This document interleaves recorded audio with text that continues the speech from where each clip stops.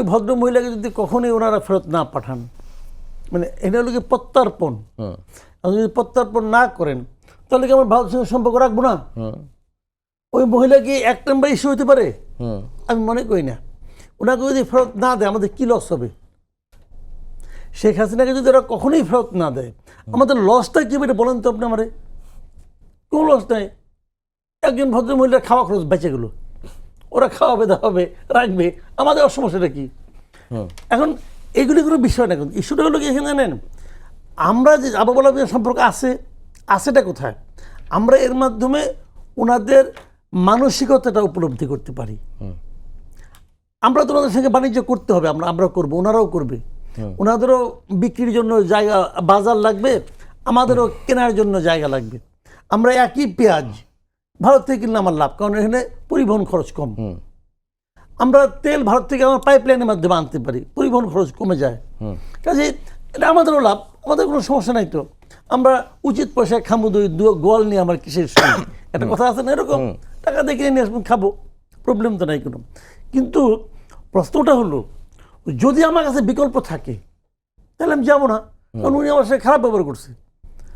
আমাদের একটা প্রাপ্য জিনিস উনি আমাদেরকে দিচ্ছে না। যেমন ধরেন শেখ হাসিনার ব্যাপারে যেমন তেমন আছে, হাদির যে যে অভিযুক্ত ব্যক্তি তাকে আপনি দিবেন, ধান বলবেন যে না এগুলো আইন কানুন আছে, অমুক আছে তমুক আছে, সবই আছে। যদি আপনি আমার সঙ্গে সম্পর্ক ভালো রাখতে চান, হাদির খুনিকে তো আপনি কালকে পাঠাতে পারেন, পারেন না? পাঠাচ্ছেন তো আগে, আমরা পাঠাই নাই, আমরা তো পাঠাইছি। আমরা অনুপ চেটিয়াকে পাঠাই নাই, পাঠাইছি তো। তাহলে চাইলে পাঠাতে পারেন, আর যদি পাঠাতে না চান অজুহাতের পর অজুহাত দিতে পারেন আপনি। তো আমার কথা হলো কি এই বিষয়গুলিও কিন্তু আলোচনার বিষয়। তারেক রহমানের সঙ্গে আলোচনা বসেন নরেন্দ্র মোদী, দুই দেশে দুই সরকার প্রধান, তারা যদি বসেন অনেক কিছু হতে পারে। আচ্ছা, অনেক কিছু হতে পারে, না হওয়ার তো কোনো কারণ দেখি না। কিন্তু আমি যতটুকু শুনেছি এর মধ্যে, কালকে আমি দেখলাম তো ওদের রাজ্যসভায় ওদের যিনি ডেপুটি পররাষ্ট্রমন্ত্রী আছেন উনি কিন্তু অনেক কথা বলেছেন এবং অনেক ইঙ্গিত দিয়েছেন।